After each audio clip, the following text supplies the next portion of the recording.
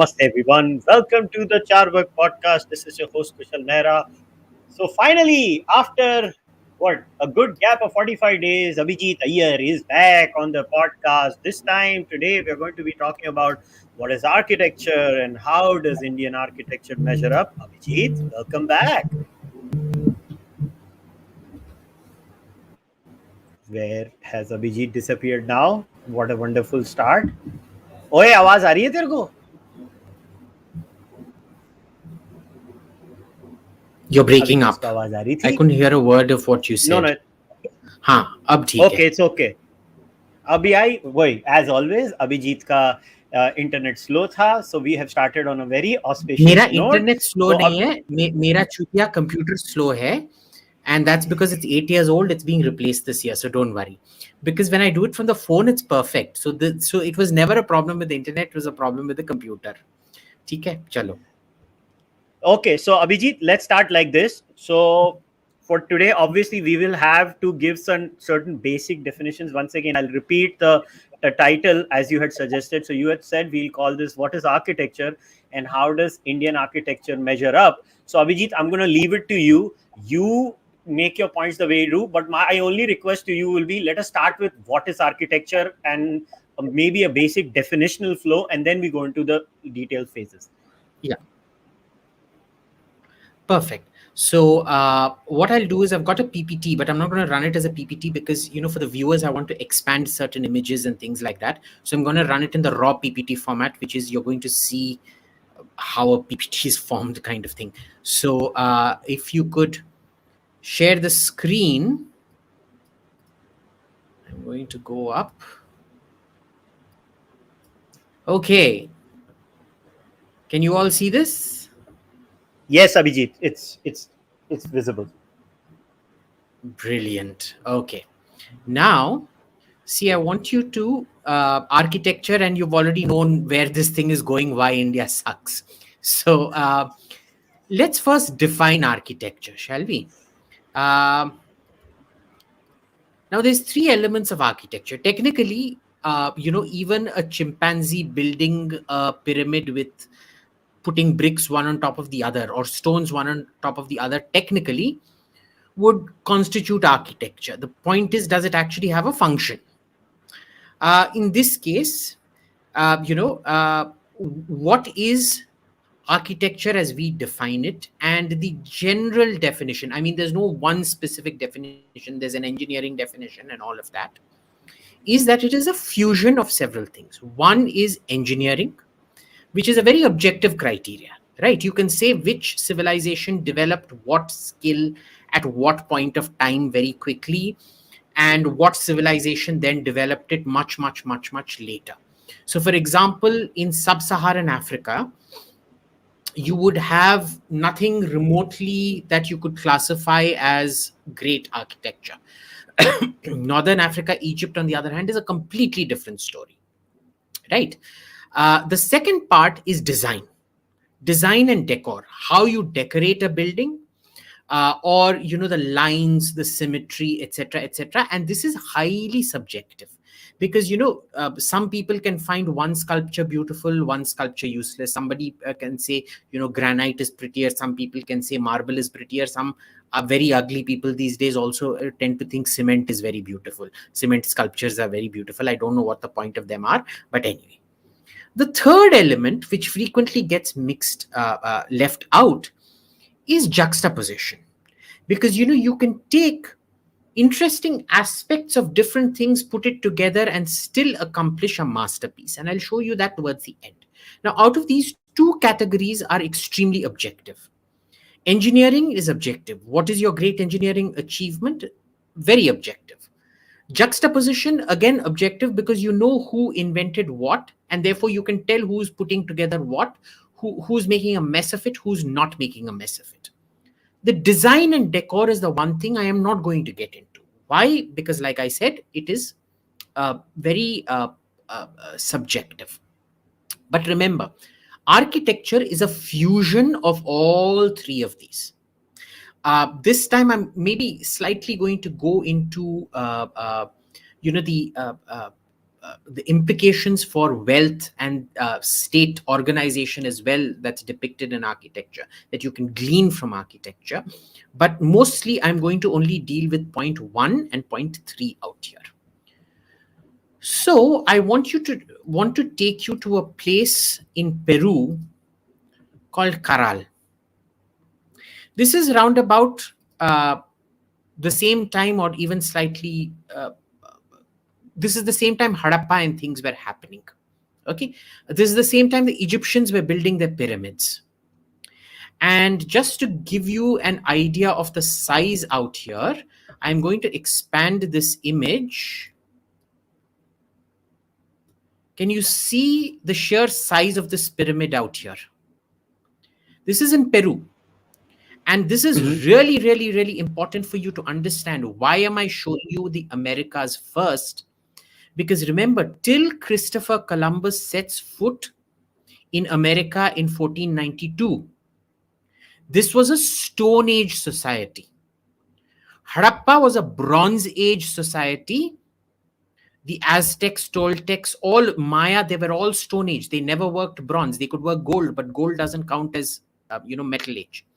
They never progressed into the Metal Ages, into the Bronze Age. They never progressed into the Iron Age even. In spite of that, how do I do this as bring to front? Bring to front. Okay. I want you to check out this in relation to the mountain behind it. That is how big this is. And if you look at this other picture, I want you to look at the sheer scale of this. This is actually two pyramids, one in front of the other. And this, mind you, same time at Harappa is significantly bigger than anything you have at Harappa. Okay, the estimated height is also greater. The width and breadth is also significantly higher than anything you have at Harappa in terms of building. I'm not talking about the docks of Lothal. That's a different thing. That's just pure engineering. That's not architecture. This is architecture. And one other note, I'm focusing very specifically on religious buildings out here, because the only thing that survives for a lot of this time is religious buildings. And in India, you don't have public architecture to compare and contrast this with. But just look at the scale. Here, I want you to look at the human beings out here. So you will get a sheer sense of scale of why this is such a massive complex, of how this is a massive complex. Yet, in spite of this, I will rate Harappa a superior civilization. Now, I'm using a subjective measure here. Why? Harappa is probably the only high-end state that India has ever produced. The kind of standardization and geographic control, the sheer scale and number of cities are far, far bigger than this. Here in Caral, you only have these two pyramids, and then you have temples spread out all around. So it was definitely an advanced civilization. They certainly built bigger than you, which means that even you, as a Stone Age civilization, they still seem to have some kind of superior in certain aspects. In terms of size, they have superior engineering skills to you. The next one is particularly astounding. This is in 1000 BC. Okay, by this time you had the Dark Ages in India. We don't know much about what's happening in India. This is a massive Maya. It's a pre-Maya. We think it's still early Maya, but there's no, it's called Aguada Phoenix. That platform is about 50 feet high. But guess how long it is? Kushal, any guesses? As in square kilometers? Length, that dark brown thing that you see, you can see the outline of a ruined city, right? But that platform on the left, the dark brown marking, 50 feet high, but how long do you think it is? The length? I don't know, quarter of a From kilometer top or left half a to kilometer? bottom right. Quarter to half a kilometer? 1.4 kilometers. Holy moly! 1.4 kilometers. Wow. Yeah. Stone Age civilization, 1000 BC, India is in the Dark Ages, 1.4 kilometers long. They believe that there are several things. One is it's a religious platform. One is that it was a communal work platform. But the communal work platform, people haven't been able to explain why such a small city. You can see that, it's almost bigger in terms of acreage than the entire city at the back in terms of built up space. Why so few people would all need to work in one thing? So the religious complex theory is the best. So imagine the sheer scale of this.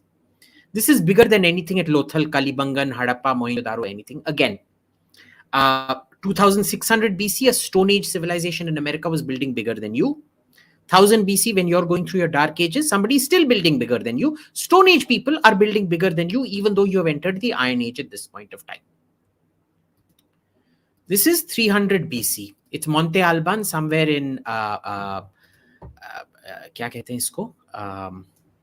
In Mexico. But look at the sheer scale of this. This is around the same size as a Sumerian ziggurat, which is again about 2500 BC from Giza, of course. So by this time, you can clearly tell that the known world, this is the undiscovered world. The Americas have sort of kind of ossified, actually grown smaller, because the last two buildings I showed you were significantly bigger in scale. For example, with Aguada Phoenix, there is absolutely nothing of this scale in the New World. But this, so you can tell they've kind of ossified in terms of technique out here. Have they? Now, this is something 450 AD. So this is at the same time as the Guptas you're looking at. This is the Temple of the Sun. It's a Moche temple. Again, extremely Stone Age, extremely violent societies, massive human sacrifice. Now, I don't know if you can you see this dot out here? Yes, I can. Can you see that little dot here? Yeah. That is a car. So at the time of the Guptas, advanced Iron Age society, these people are building something much, much, much bigger than anything existing in India that we've found at this point of time. Now, I want you to go through the sequence again. Karal, this is at Harappa period.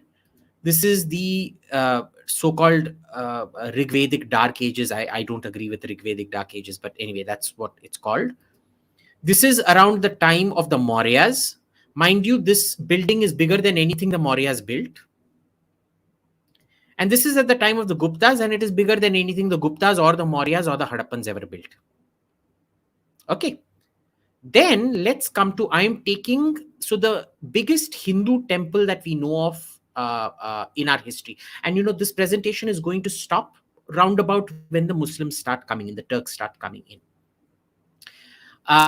So that's around 1000 AD, approximately 1000 to 1200 AD, we will count as that period. And so the next part of the presentation, I'm going to do 1000 to 1200 AD. The median I've taken is the Tanjore Brihadishwara temple, because both in terms of tonnage, in terms of height, in terms of volume, it is the biggest temple we have from that period. Now, this is from 200 AD. Again, this is outside Mexico City in a place called Teotihuacan. So Mexico City was the old Aztec capital of Tenochtitlan. This is Teotihuacan. Our foreign minister just tweeted that he went to these ruins. Look at the sheer size of this monument. I've actually been on top of this. It is breathtaking. So in terms, you can say that, it's still bigger than Monte Alban. So this was a much richer culture, much bigger culture, etc., etc., etc. I'm going to show you the scale of this entire complex later, because that is a different argument altogether. But in 200 AD in India, we had nothing of the scale, nothing of the scope, no temple of the scale. But in all these temples, I want you to remember there is one problem out here. It is brilliant in terms of how much rocks you've piled up. That's why I started with the chimpanzee rock analogy. Inside, there is no internal volume. It is all solid. All of these things that I've shown you. Karal, Aguada Phoenix, Monte Alban, ये क्या था, the Moche Temple of the Sun, and Teotihuacan. They're solid. ऊपर एक छोटा सा हट की तरह टेम्पल बनता था, like the Sumerian ziggurat. Okay, now at around, I'm contrast to this, you come to the same scale somewhere here. This is your Brihadeshwara temple. Look at the scale and the symmetry of it. Now, for people saying symmetry, India wasn't about form; it was about, abstraction and this and that rubbish. Anyone look at this, and I very specifically put that second photo. I want you to understand how important symmetry was to Indians. Okay. Now, what is important about this? This is where we go back to 2500 BC, basically 4500 years back. I'm going to juxtapose this and this, this and this, this and this. Why? Now here, what you see is, this is about 130 meters high. From here to here, from here to here, we're about 130 meters high. Okay? From here to here, from base to the tip of the Gopuram, you're still about 66 meters high or something like that. So the Egyptians were building higher than you 3,500 years before you built your Brihadeshwara temple. What is more important is, I want you to look at this, all the internal voids out here. This is the king's chamber. This is the large gallery. This, we don't understand what function it served, but this was apparently meant to be the real burial chamber. This was just meant to fool tomb robbers and people like that. Internal volume inside a building of this size. Understand, from this point to this, actually from this point to the top, is still higher than your Brihadishwara temple. Why is this important? Because a void, to have so much crippling weight upon it, it just crushes and collapses.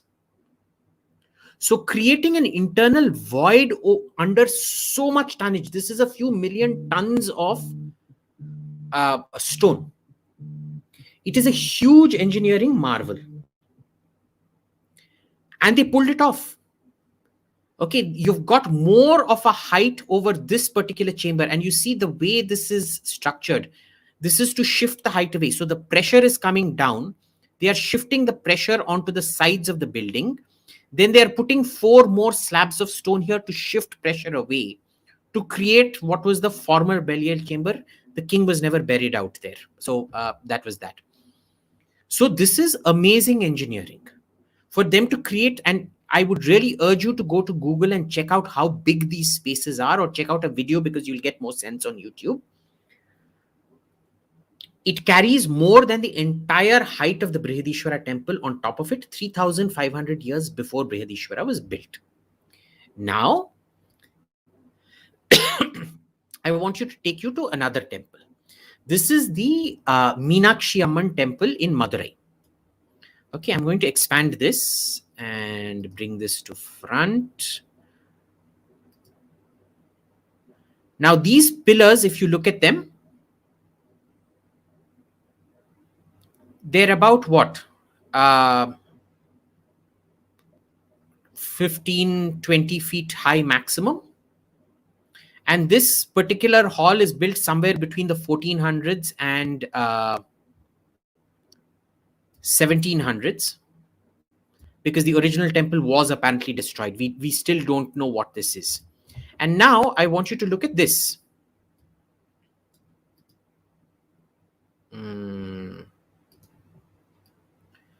This is particularly amazing. It's called Gökbeli Tepe. It's in Turkey. This is approximately between 12. The earliest temples here are 20,000 years old. This is approximately between 12 to 14,000 years old. If you look at the stone pillars here,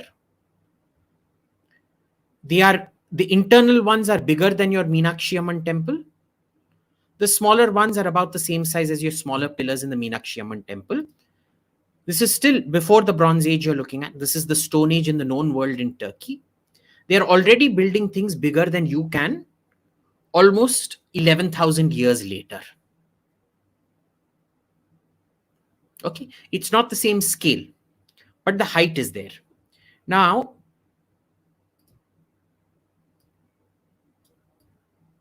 you will tell me why is a pillar important. ये अभिजीत अय्यर मित्रा सटिया गया है. ये pillar से कुछ नहीं होता है. Pillar is everything. Okay, because we're going to talk about internal volume of buildings, which is the measure of an engineer. They were trying to create great height because these were temples. You had to feel, when you come in, you had to be awed. You had to feel God existed. This is a miracle that God has allowed us to build this, and therefore the blessings of God are on this. So you look at this. This is the great hypostyle hall in Karnak.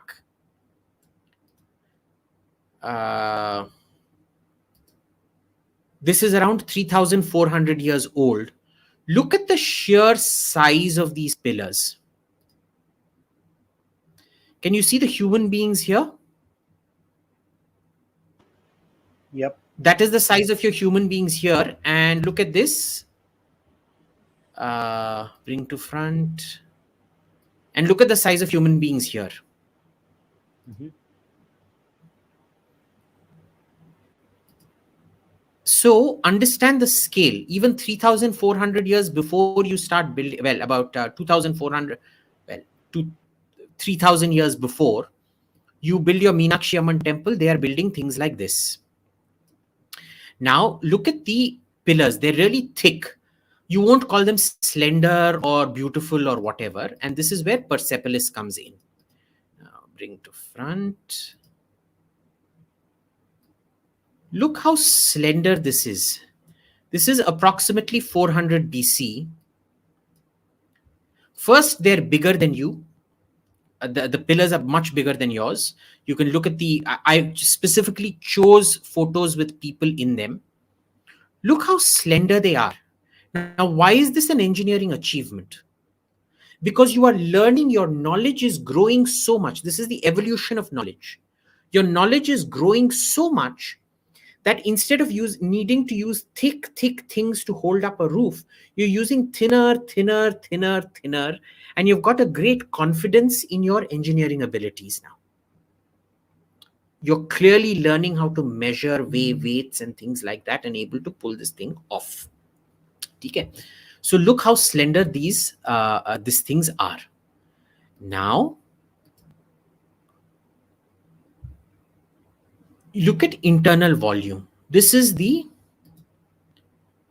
Pantheon of Agrippa. It was built around the time of Julius Caesar.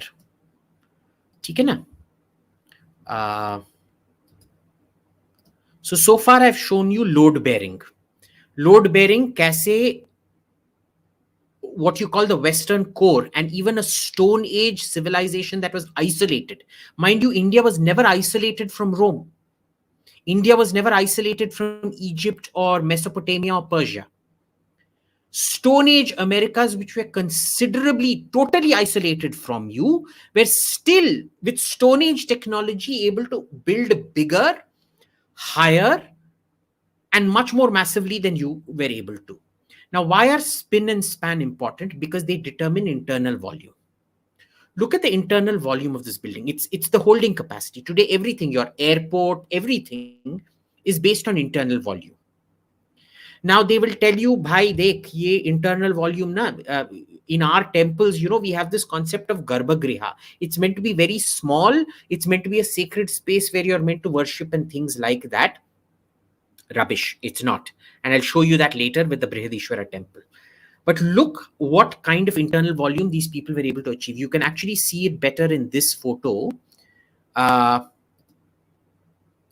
if I expand it, you can see how big this actually is. You people really need to go to Rome and check these things out, how big this is. This is built during the time of Julius Caesar. It was a temple to all the gods of Rome. Now it's been repurposed into a Christian cathedral, but it's stood the test of time. Okay. Now, again, spin and span. Why is this important? This goes back to Harappa. This is the aqueduct in Segovia. Look at the height of it. And mind you, it's pure civil engineering. This is for the people, it's bringing water to the people. And this is even bigger. This is the Pont du Gard. It's in France. It's also a Roman thing from the period of Julius Caesar. I think just after Julius Augustus or Tiberius, I forget now. But this one, why? First, look at the span. Arches are very important. A dome is when you take an arch and spin it 360 degrees. That spinning itself is a huge engineering marvel. But why is this span important? It's because it allows you to bridge great distances. So all this knowledge is the root of your bridge building today. But understand why this is important. This is also why the drainage of Harappa is extremely important. People think the drainage of Harappa is you just built a gutter, you covered it with stones. No, because then water gets stagnant, it stinks up the whole place. You built it at a slight angle so that, and this is what people don't realize in Harappa, Mohenjo-daro, and all those places. It was all angled in a way that all the dirty shit water would come out onto the street, and the street itself, the drainage was angled in a way that for several hundred meters, it would actually keep going on a gentle descent till it emptied out into the river nearby. This one, the Pont du Gard, is a system for supplying a city, I think it was Nîmes, or what we call in English Nimes, but in French it's called Nîmes, with water, and over several tens of kilometers, the angle has been gradually going down from the water source to where it was required for indoor plumbing and things like that. Several kilometers, several tens of kilometers. This is only one part of it. This is to take water over a river, fresh water over a river. So understand the engineering that is going in here. In India, you have nothing like this at this point of time. You can keep saying Grand Anicut and all of that. It is nothing compared to this in terms of engineering, right? Now, when you look at spin and span, let's look at this. This is roundabout this, well, I mean, kind of within 200 years of each other. One is the Dome of the Hagia Sophia. This was built by the Byzantines around 500 AD.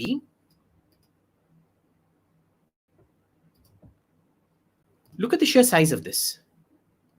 Look at the number of worshippers that can be accommodated inside this. And you look at the temple, the Brihadishwara temple, which was built about 500 years after this, and look how many people can be accommodated inside. Okay? Even in the prayer hall in front of the Brihadishwara temple, which is also stone, it has neither the height nor the volume to have as many worshippers as this one is. Okay?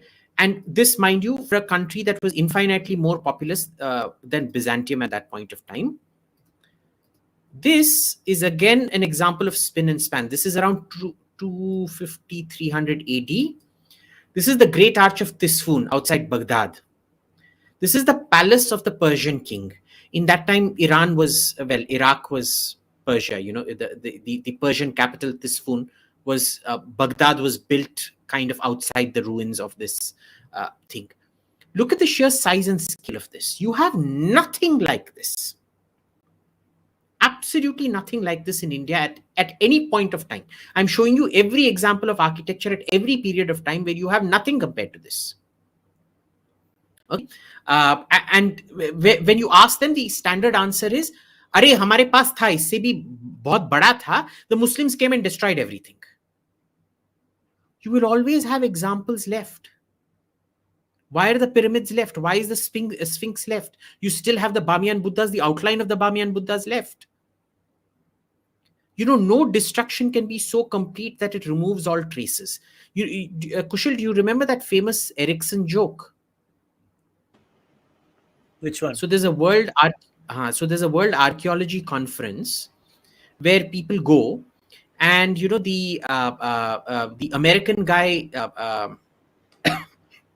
sorry, the Swedish guy, was it Swedish or Finnish? He stands up and says, oh, we've found proof that the Vikings may have had telephones around 800, 900 AD. And everybody's aghast and they're like, oh my God, you had telephones. How do you know? Because, we found poles in the countryside and we found copper wiring running from one pillar to another. This is a joke, mind you. This is not serious. And the World Historical Conference is absolutely amazed. They're like, oh my God, this could actually, I mean, we can understand poles being totems for worship, but why is there copper wiring connecting it? And why is there some kind of a cup at either end so that you can listen in? So this is some early telephony and things like that. The Indian stands up and he says, Arey, this is nothing, yaar. You're the country of Nokia and Ericsson. You don't know. In India, in those days, we had wireless, we had mobile phones, wireless telephony. Kyun? Because we didn't find poles and copper wire. So this thing that the Muslims destroyed everything, it was so complete that absolutely no archaeological trace was left. Please give this shit to somebody else. Okay. Now, at the same time, Brihadishwara temple, which is to say this is being built, this is also being built. There are 5 churches built around the same time, around 900 AD till about 1200 AD.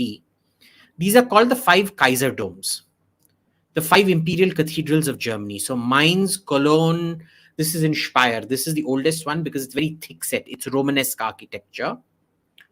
Look at just the sheer scale and size of this. The spires are approximately the same height as Brihadishwara temple. But you look at this part here, the actual business area, it's almost 2/3 the height of the Brihadishwara temple. But look at the length of the thing.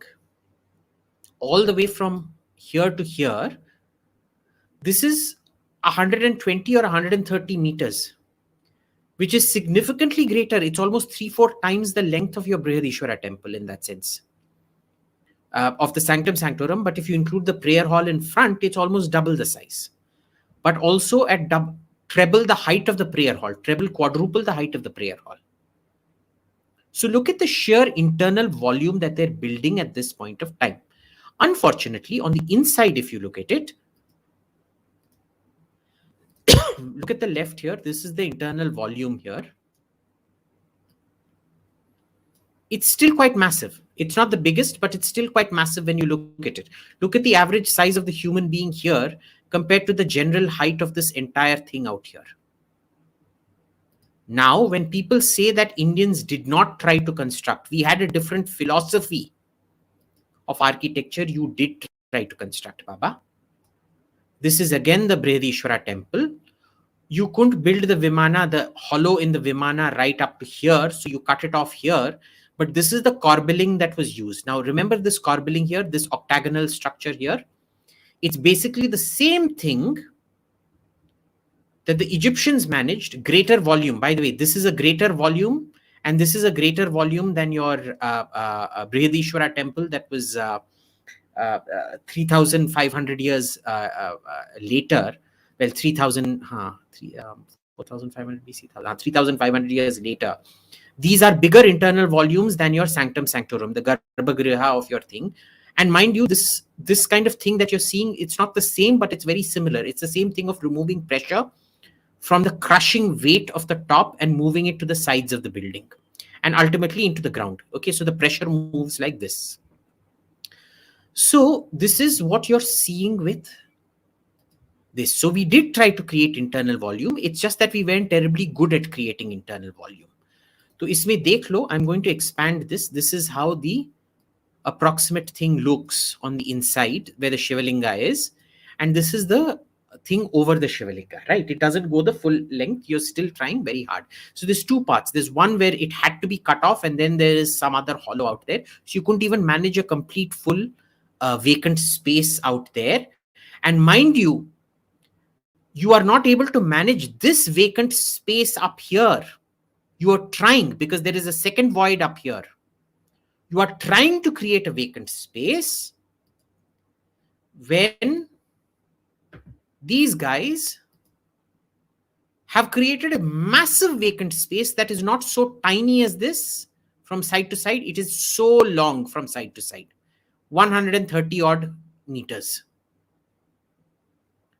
Okay, so understand, even at the same period of time, how far superior Western architecture, Western engineering, I'm not talking about architecture here because we said architecture is fusion. I'm only talking about the engineering. So far, I've only been talking about the engineering aspects of it, have progressed.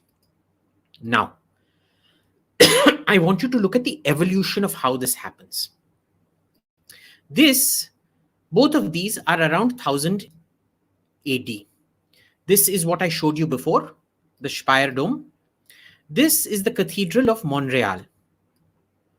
So can you see the light being brought in here? And what they do is they put gold Yeah. mosaic out here because it's reflects light on. Can you see how the light coming in reflects back onto the worshipper? You're meant to be awed by the sense of light. This then progresses to here, which is just 200 years later. No, less, about 150 years later. And look how much light within the same height, in fact, slightly increased light they've managed to bring. But can you look, it still feels heavy. Because this is narrow, it feels heavy and it feels light. You're not feeling a sense of air, a sense of open space and things. And yet, within 100 years, even of this, so from here, you come to here within the span of 200 years. Look at this. This is a glass cathedral. The walls have just vanished. The entire height, can you see here? You can't even see the pillars out here. It's literally like a glass cage almost. I'm going to expand this so that you can see a full, this thing. It's just all light. So they've even managed to disappear your basic pillars of support. So we spoke about pillars and how they were important in holding the load up. Look, they've managed to disappear the pillars. And this part here, these things, it's the way these arches are built. They're very important in dissipating and focusing the weights down onto much, much thinner, narrower pillars. And there, of course, outside this, there are flying buttresses and things to hold it together. But look at how much importance is being given to the interior. You need to feel elevated. There needs to be light. There is constant movement towards light. Bigger, bigger, bigger spaces, greater, greater, greater light. It should appear. There is a constant striving for better, better, better engineering. So for example, let's go back a bit. You look here, the size of this dome in about in the 1st century AD to, where is it? Hagia Sophia का photo कहाँ चला गया? हाँ, sorry. Bring to front. To this dome, which is several times its size. Mind you, the span and the internal volume of this dome wasn't surpassed for almost 1000 years. So they go from this to this in a space of 400 years. That's engineering evolution. They go from this to this to disappearing the walls altogether and thinning down the pillars, again in the space of 200-300 years. And it finds its culmination here in St. Peter's. I think, I couldn't find a image of St. Peter's that did it justice. You guys need to go to Rome and actually see the sheer size of this. Built about 500 years back. There is nothing like this. Okay. So this is, and by the way, this is built before the Taj Mahal and all of that. Of course, you'll say our Muslims didn't know how to build. We knew how to build better and all that crap. Screw you. But this is where Western architecture has progressed. Now, let me show you where Indian architecture has progressed in the same point of time. You see this? This is your Brihadishwara temple. They tried to build an internal void here. They failed. They progressed to this.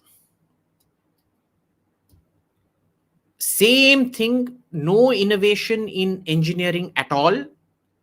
It's just that the Garbhagriha has been moved from here. I think this is this or this. I forget where the Garbhagriha is. I think this is the Garbhagriha. To instead of the tower being on top of the Garbhagriha, the tower has moved to the four pillars of the Garbhagriha. And mind you, these were built much later. These were built around 1400s, 1500s. Some people even say 1700s. So imagine how ossified Hindu architecture in India is at this point. And I challenge our audience, I challenge all our speakers, show me some other temple, show me Konark, whatever, that defies this. Without coming up with a stupid argument, oh, the Muslims destroyed it. Unless you can prove the Muslims destroyed it. Okay, this is like the Ericsson joke. Don't give me the Ericsson joke. The next thing is scale, which tells you a lot about the prosperity of society. And I brought this deliberately because here, look at the sheer size of this temple.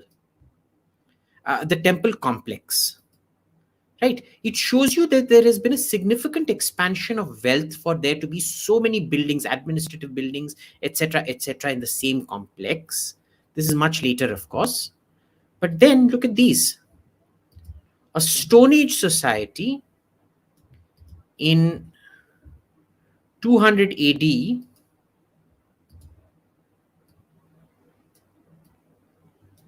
is building a complex that is completely bloody bigger than anything you have ever been able to build in India. This Stone Age society, there is no complex. This complex is actually bigger than your entire Hampi ruins. Okay, but built 1,000 years earlier. It's just temples, more temples. These were all, we suspect there was human sacrifice done at all of these platforms. My other favorite topic, we should do a podcast on human sacrifice and cannibalism one of these times, but not here. But just look at the sheer scale. Can you look at the human beings and how big? Can you see how far this thing is stretching? Mm-hmm. It is truly amazing. You have to go there. But mind you, this isn't unique. Hindus also built something like this. In fact, in a bigger scale to this, except they didn't build it in India, and it wasn't Indians building it. These were the Khmers, the Cambodian Hindus, who were building this complex. Now, I couldn't find an aerial image of the entire complex, but I don't think you people realize till you go to Angkor Wat. Mind you, this is Angkor Wat. It is the biggest religious structure on earth, the biggest religious compound on earth. Okay. Look at the sheer size of temples, the sheer number of temples, and the sheer span of this. That is called scale. So Hindus could build to scale.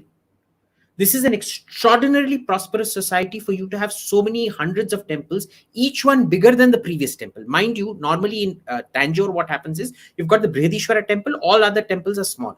In Madurai, you've got one big temple, all other temples are small. Here, all the temples are massive. So you look at the famous ones. The Bayon thing with the heads of the Buddha staring out. This is the Angkor Wat. Okay. Preah Khan is another very, very famous temple. Look at the sheer size and number of temples out here.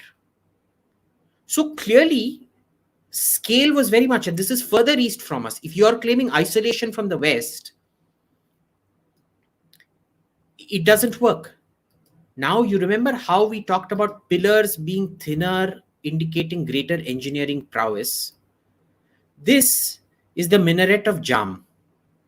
It's in Afghanistan. I tried to visit it. I could not because there was fighting happening out there. We got very close. We got to within about 40-50 kilometers, but we had to go back. This is about 66-67 meters. It's the same height as your Brihadishwara temple, built within about 150 years of the Brihadishwara temple. This was built exactly 1 or 2 years after the Battle of Tarain took place, 1194. Look at the sheer size of this. 66 meters, how thin it is. Can you imagine the engineering skill? See, building a pyramid, again, is relatively easy. But the sheer skill required to stack up and build a skyscraper like this in those days, it requires a heck of a lot of effort, boss. These aren't easy engineering problems to solve. These were true marvels of their time, and it's still standing. This everything else around it is destroyed, but it is still standing. Again, look at these were both built around the same time. This is the Brihadishwara temple. Bring to front. Can you see from here to here? It is 80 meters. Half of it, this part is almost the size of a big hut, the height of a big hut. This is 80 meters.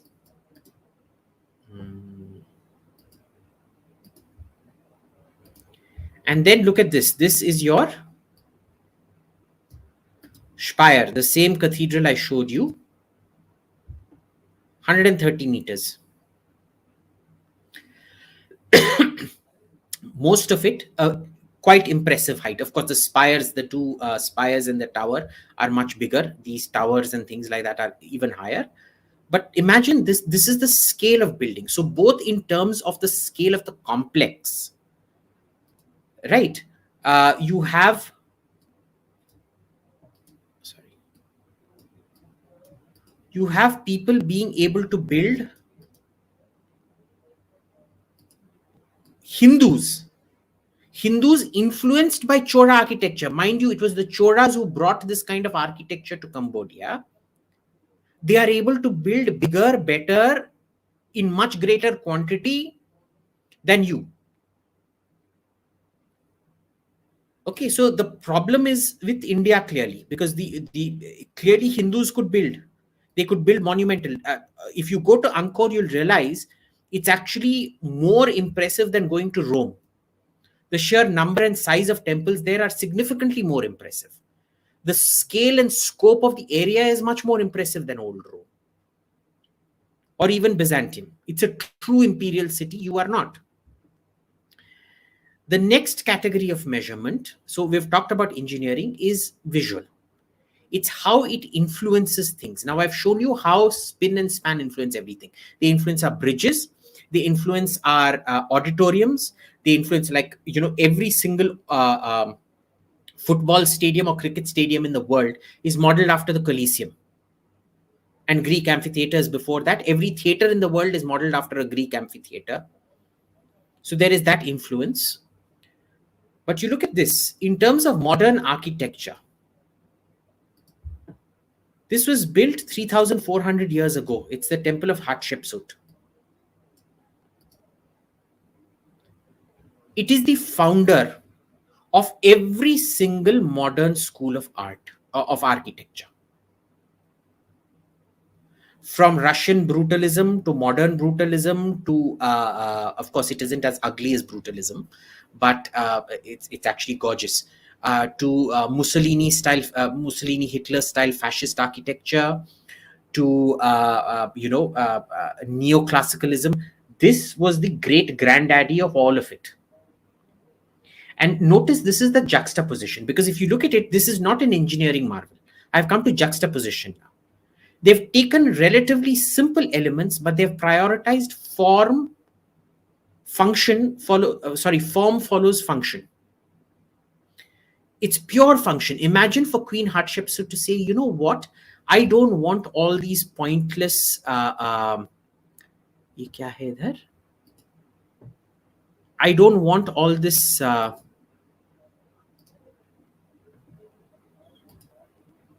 thingamajiggery.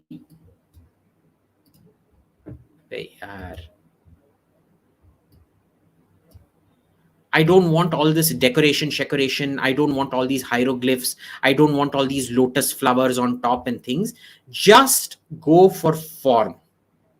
So there's nothing about this that is an architectural marvel per se. But the influence this one building has had, there is not a single piece of modern architecture that has not been influenced by this building.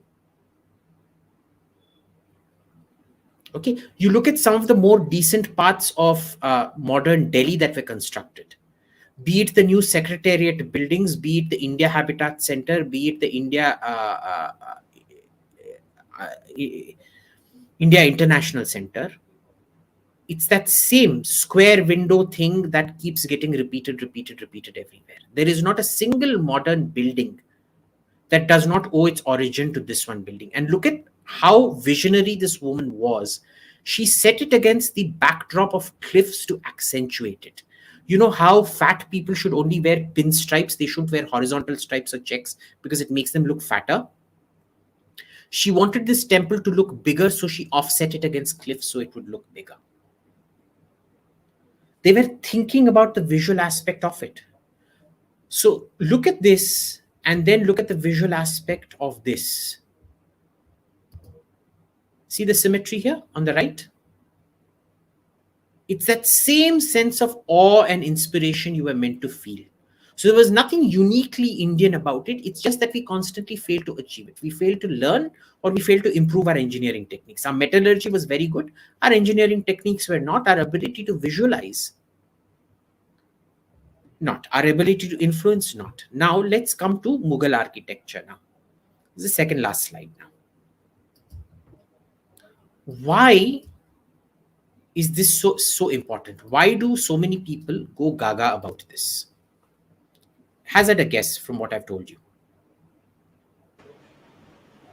I don't know. A could be the pillars, the sheer size of the pillars and the way they are being designed, and maybe the dome. Okay. So there's several things to this, and this is where juxtaposition. So I was telling you about how Hatshepsut's temple is not an engineering marvel, it's a juxtaposition marvel. This is again a juxtaposition marvel. Why? Because before this, you will not find minarets being used in this way on top of a common platform like this anywhere in the Islamic world. Okay, the juxtaposition is unique. The symmetry, clearly the person who was doing this thought about this the way Hatshepsut thought about a temple. How will the end result look? It was that aesthetic sense of measuring it out. There were bigger domes, bigger buildings than this built at the same point of time. But for you to encrust it like a solitaire diamond like that, almost held by these clasps around, that is unique. First mosque in the world to be completely clad in marble. Extremely unique. Okay. The onion dome reaches its perfection. Why is the onion dome significant? Because the center of the dome, the middle of the dome here, is bigger than the base of the dome here. Now in Russia, you have these tiny onion domes which are not an architectural marvel because they're tiny. You can build a hut like this. It's like building a pot. You can build a pot like this. The center is bigger than the base and this thing. No big deal.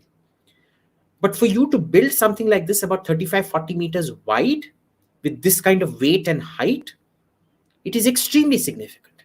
So why does the Taj Mahal tantalize people in a way the Brihadishwara temple or the Konark temple or whatever, or the Lepakshi temple, or what are the other great temples you have? They are not, is because it brings together all the best elements.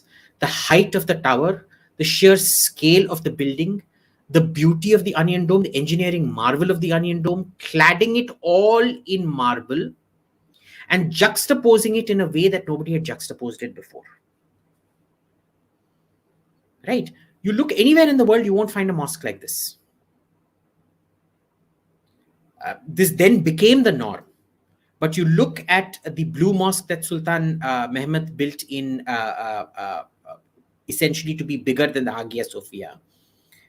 The turrets were integrated into the building. In Hagia Sophia, the turrets were integrated into the building. So the uniqueness of the setting, it's encrusted like a diamond solitaire on a ring. The symmetry. And again, remember, why is the Brihadishwara temple so, like we discussed before, why is this so pretty? Because of this symmetry. Indian art was extremely symmetric. So don't tell me symmetry didn't count. So the juxtaposition again is an objective measure. So I've shown you through every period of time. Indian architecture, hardly Indian engineering skills and juxtaposition skills, hardly ever progressed. I've not gone into decor and sculpture. We will do sculpture. We will do another thing about sculpture, which is I will show you why Western sculpture is still superior. Sculpture, gold working, everything is superior to India. That will be another thing. But these were the two objective measurements that we have. But there is one piece of good news. As much as you guys suck compared to the Western core, and when we say Western core, we're starting with Persia going up to Italy. Even Stone Age people in Mesoamerica and South America were better than you across the same periods of time. But you are better than China. Taliyan bajao. You wanted me to end on a positive note. You said too negative, Abhijit. Taliyan bajao. You're much better than China, and I'm going to show you why. Okay. This is the pinnacle of Chinese architecture. It's literally a bloody hut. This is the throne room in the Forbidden City in Beijing. And do you know why they were never able to get greater spans or build bigger bridges? Or now they can because they've adopted Western architecture. It's because of a very unique thing. Now you look at all of these. You look at this here, even the Brihadishwara temple here. The walls here, or even with the pyramid, the walls and the masonry are used up to hold the height of the building. See, it's everything here is to hold up the height of the building. The Chinese never internalized that concept. For them, you know what it was? It was the pillars hold up the roof. Can you see the walls are actually screens? They never thought of walls as a load-bearing structure. The walls were simply to keep out the wind.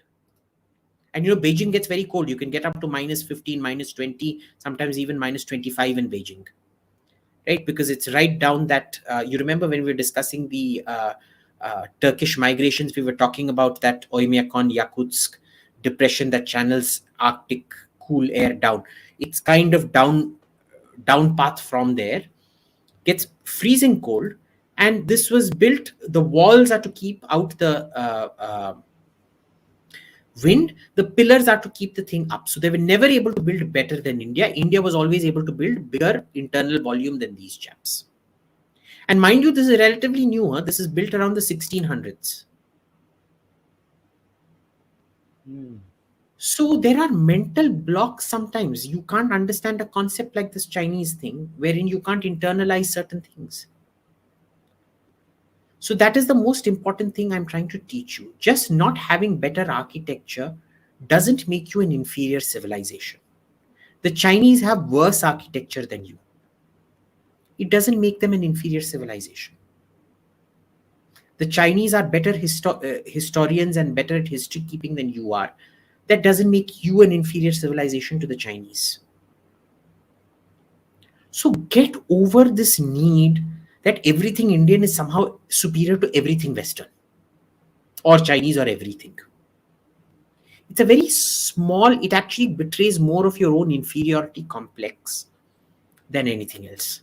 I don't need this to claim that I'm a Hindu because I'm very comfortable being a Hindu. I'm very proud being an Indian. I don't need to have better architecture than the West to feel proud being an Indian. Today, China is far ahead of you, but their architecture was worse. It's not your past that's holding you back. It's your inability to deal with the future, exemplified by all these clowns saying we were better, we were prettier, etc., etc. That's holding you back. So grow a goddamn spine. Get rid of inferiority complex. Look in the mirror. Travel. For fuck's sakes, travel. 99% of you who claim, oh, we were the biggest, we were the best. People have never traveled. Travel. Go see things. 1 week of travel equals 1 year of education. Please go see these things. Okay. So I'm going to end here. Let's go into Q&A. Yeah. So I had a few questions, but I think it's only fair if I take the live viewers' questions. It's better that way. So So this is an interesting question. So somebody has asked a very specific question. I don't know even if you will know about it. Reason behind using white stones in north and black stones in south for god statues. Did you come across any reasons or in your research on the architecture? Sorry, what you 8 minute, you're breaking up again for some reason. I don't know. The moment I shut down my PPT, you started breaking up. I It's think I okay. should So keep open the I PPT will. again. No. So it's okay. I'll type it in the private chat. Check the question.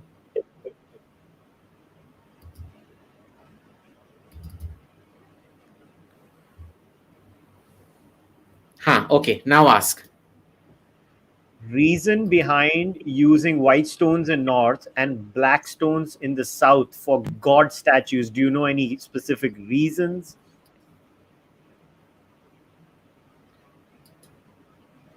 Okay, 1 second. What I'm going to do is just give me a minute. Like I told you, the problem is with my computer. I'm going to join with my phone now. Okay. Mm-hmm.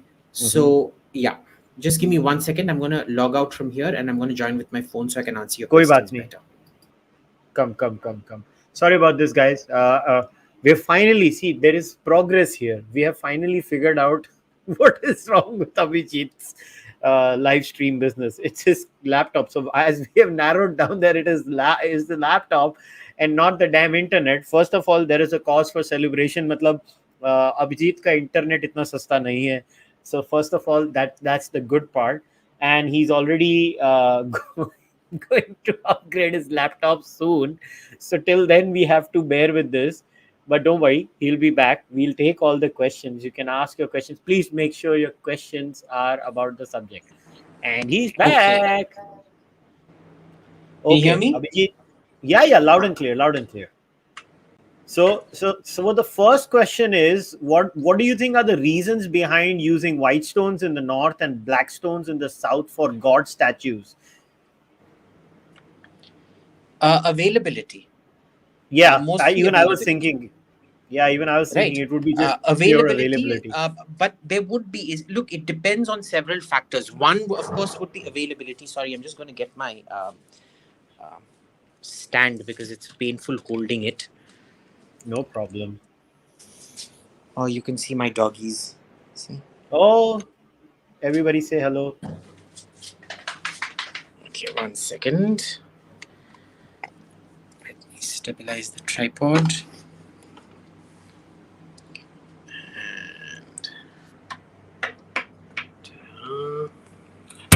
And set easy. Done.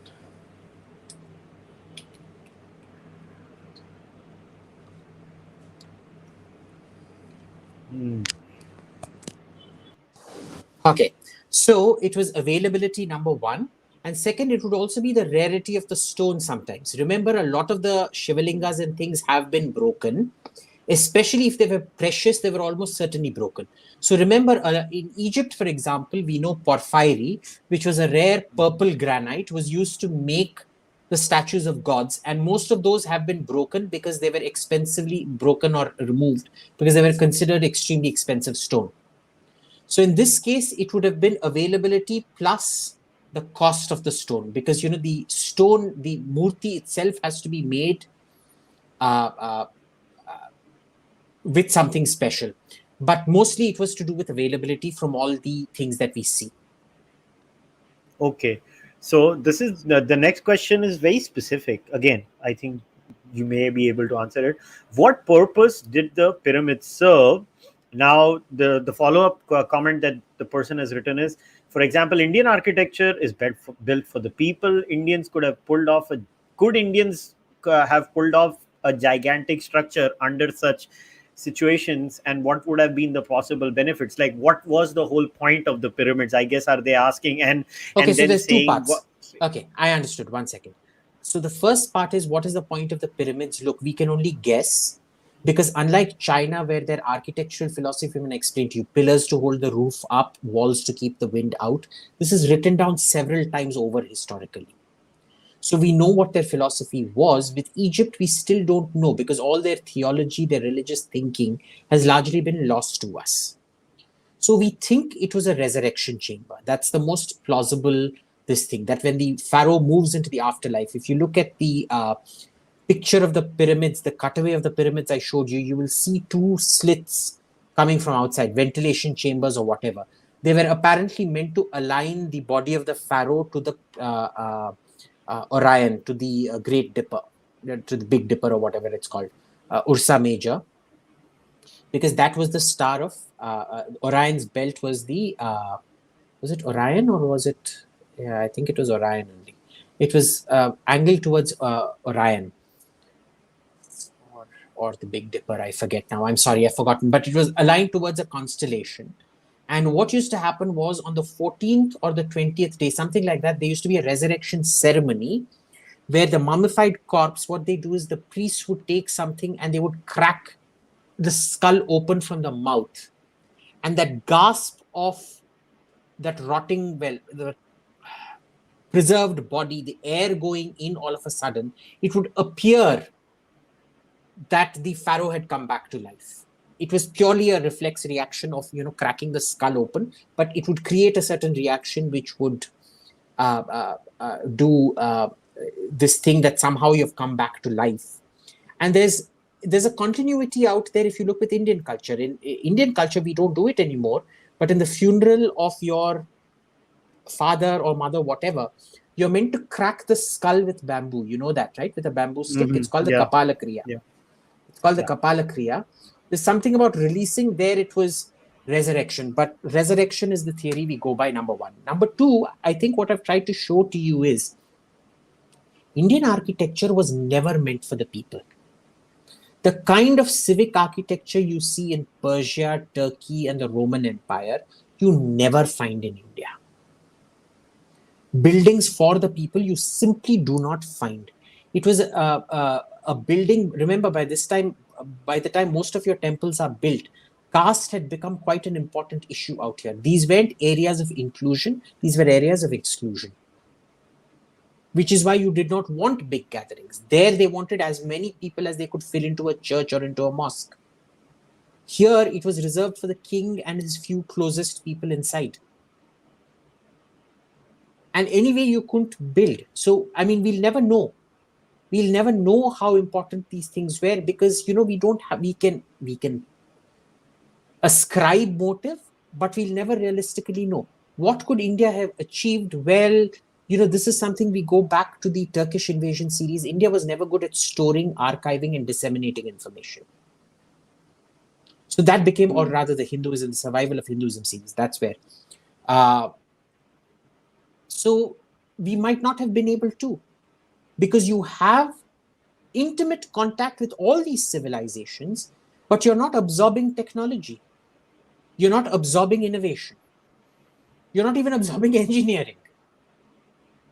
Right? So there's clearly some kind of a civilizational problem out here. And it's not just the South. It's all parts of India that are not absorbing it at this point of time. Whereas the Khmer in Cambodia are very happy to absorb technology that India brings, and they outdo us in terms of scale. So there's clearly some very specific problem to India at this point. So you wouldn't have been able to do much. All right. So now this was a natural question. I was anticipating this question. So somebody's asked, why is height, for example, considered a measure of an advancement of civilization? The follow-up comment is, temples were built for spiritual experiences, not to show off architectural prowess. That's the comment. First was the question. then why build the Brihadishwara temple, boss? Ek ghudse mein jaake you could have kept the murti, no? Why did you build temples at all then? You could have just built a chota wala 4 short pillars and a roof on top. These were all imperial statements, boss. These were all statements of the king, because the king always used to inscribe. It was all about showing off. There are king's inscriptions out there. Height is an issue. Well, I didn't make height the issue. They were all competing amongst themselves to build the highest Gopuram out there. Why? So you tell me, why did Rajaraja Chola have to build it so high? Did I make it a criteria? No. He made it a criteria, no? All these temples in the south, why did they have to be built so high? Why did Konark have to be built so big? The Murti would have been only this big. What, you couldn't fix it, fit it into a hut? Our ancestors never built temples. No, temples only start around 1400, 1500 years back. Before that, we used to go out in the forests and do Rigvedic mantras into the sacrificial fire. So I am not the one that made it a criteria. You chaps, your ancestors made it the criteria. All right. Okay, now I think this though you answered in the presentation, but I'll still read it because it's only fair. So someone had commented or asked a question: do you think it's unfair to judge Indian architecture based on these parameters, as much of the Indo-Greek and subsequent architecture is lost due to recurrent invasions and conflicts? You already dealt with this, but I'm just reading it out for being fair. You answered this, so I'm just reading it out for being fair. This is interesting, And Abhijit. Bol. so we can always, if you get lots of Q&A, we can always do a full dedicated Q&A session like we did for the end of Hinduism thing. Okay, so I have to go at 9:30, but yeah, so feel free to ask as many questions as you want, audience. If we get enough, we will do another special session answering Q&A. Think Yeah, about yeah. it, So think about it, watch it again, yeah, think about it, absorb. You might have a lot yeah, to criticize me about. Maybe you have some temples which I haven't factored in. Like I told you, I've seen a lot of temples. I just took one as a stock standard, but feel free. You need to be pushing back against me. So do that. Kushal, next question. yeah. So someone has made a comment and a question. So huge and less structures versus decent and more structures is the bifurcation. Um, so the comment is, and they're asking, what are your views on this? This is an observation based on what you have presented. They say, I guess an average Indian had more accessibility for these. So would that be the case in your view? Yes, you could very well say that. You could say that, even today, for example, in Delhi, you've only got two big temples, say the Birla Mandir and the Akshardham temple. All the other temples are chota roadside temples. Right? So that could have very well been the case, uh, uh, quite possibly. But we are talking about architecture out here. We're not talking about temples specifically. Right? So then you come to this contrast between few of extremely high quality, many of low quality.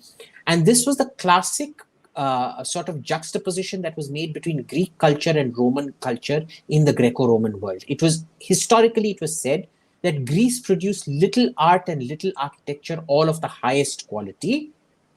Rome produced copious quantities of both art and architecture, all of third-rate quality, comparative to Greece. And that is complete bullshit, because that was the classical view. It is no longer the view. Because, once we've started going into the depths, looking at the atomic level of what constitutes architecture, you realize it is civic engineering, civic pride, the engineering involved in it, and the engineering, the evolution. Greek architecture never evolved. They came up with that, the only thing that evolved in Greek architecture. So Greek primacy starts around 500-600 and ends around 200 BC. In those 300-400-500 years, all they ever did was, in the same pillar, they introduced three different tops for the pillar: Doric, Ionic, and Corinthian. Otherwise, they just used to take the same damn hut and keep building it. उसका internal volume भी कुछ ज़्यादा नहीं था. So Greek architecture wasn't a great engineering marvel. I think the only great Greek engineering marvel was the amphitheater, the half theater for Greek plays to be staged. And there the Romans just took it to the next level. Right? So there has always been this quantity versus quality thing. In India, you really can't apply it, because because the temples are few and far between, and they are not expositions of either innovation or great finesse, engineering finesse, or juxtaposition.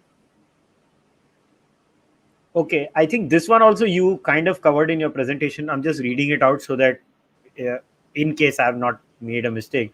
So are there any other prominent structures that represent Indian architecture other than temples or religious structures? Honestly, even I don't think so. You just showed me. I don't think so. That's why I Yeah. said, I was focusing mostly on religious. I mean, I took one or two here. For example, the Pondugad and the Roman aqueducts. Uh, Other than that, no, boss. Because so you're the audience. You tell me what aspects of architecture that I have not covered here that you want discussed, and we'll discuss it.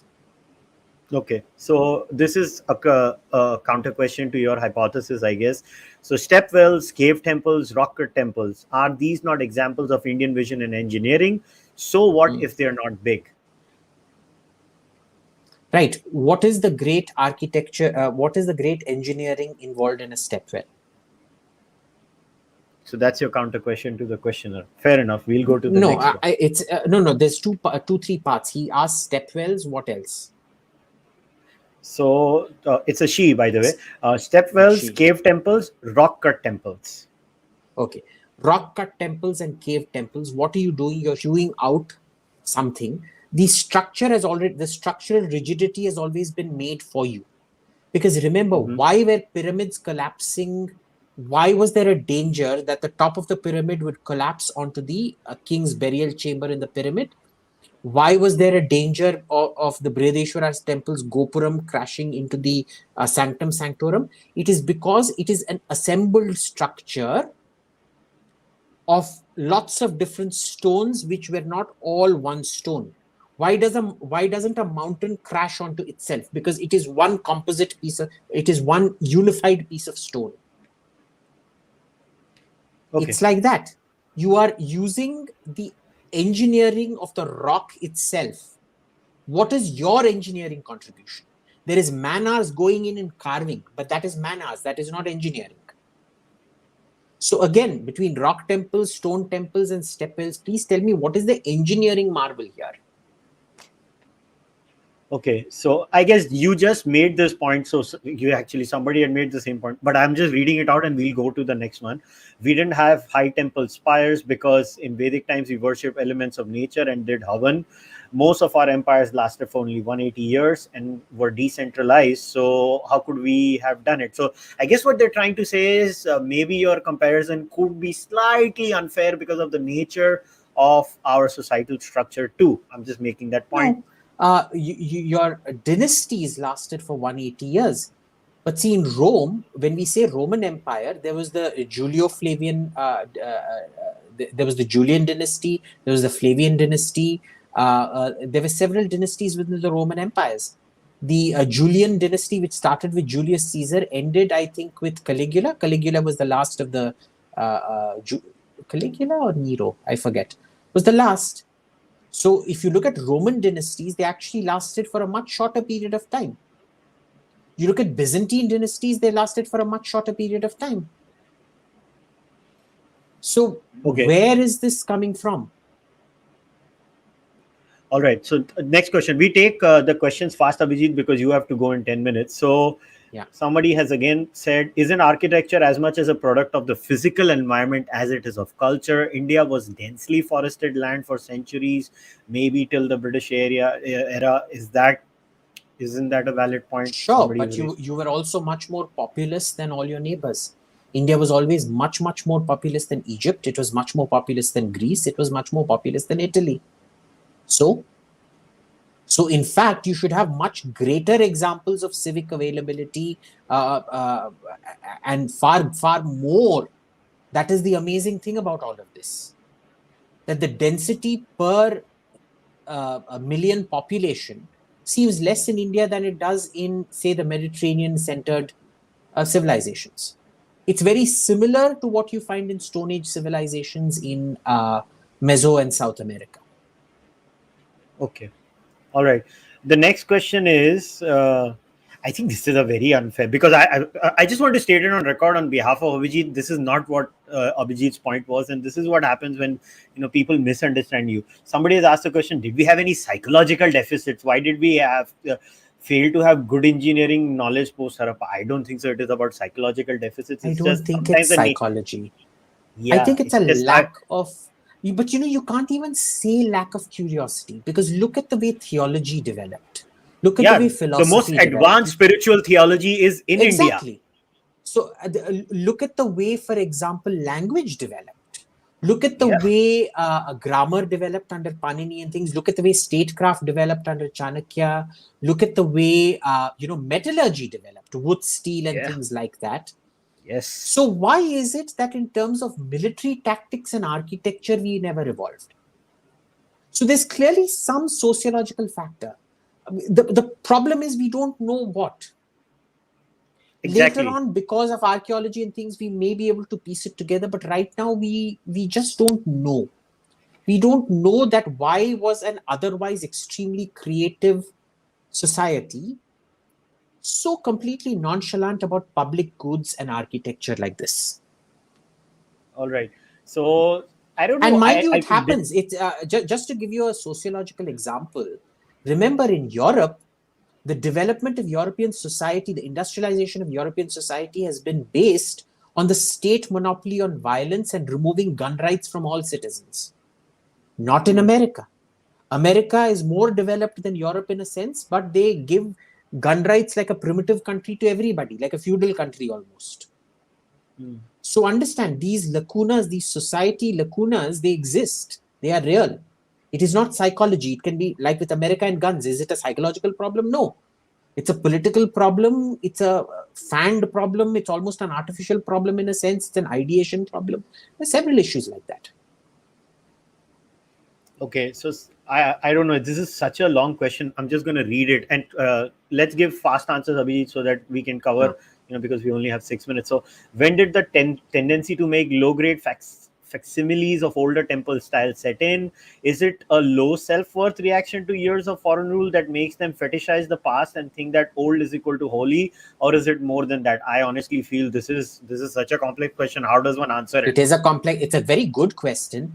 So look, I think if you look at the pre-Islamic period, it would be very much, again, like I said, it's sociological factors we don't understand. Why were they not innovating?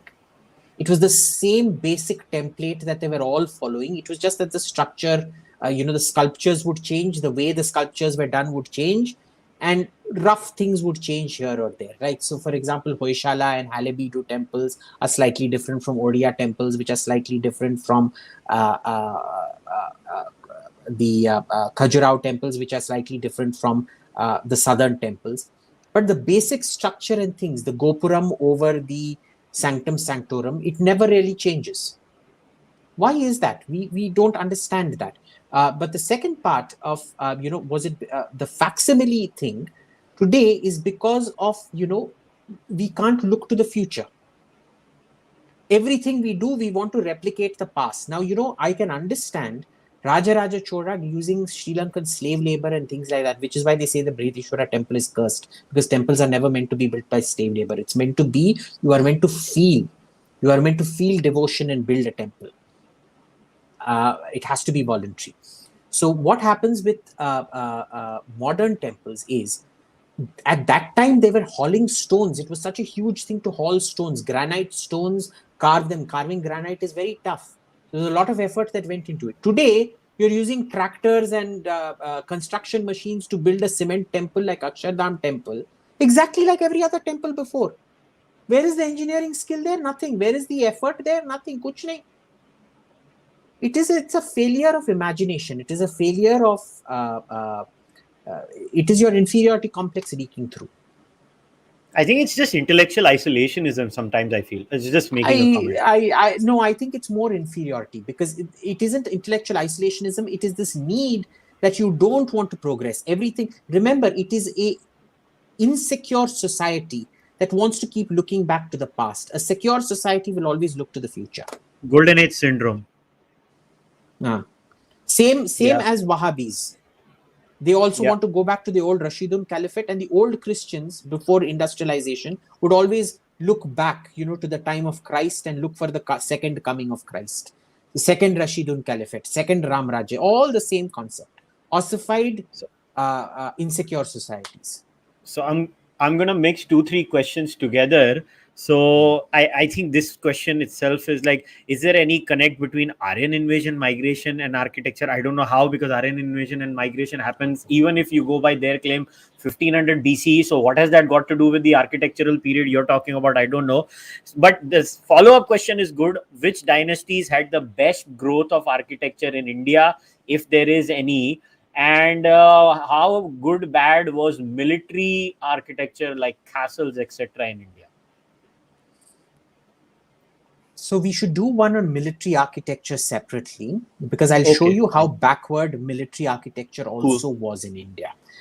Do you want to do another? We should do another Q&A session and just focus on military architecture in India compared to similar trends in the West, because you'll find even military architecture was way behind the West, consistently way behind the West, even from very early periods. Even places like Mehrangarh Fort and things which look very impressive, which required massive human manpower and things like that, they were fundamentally flawed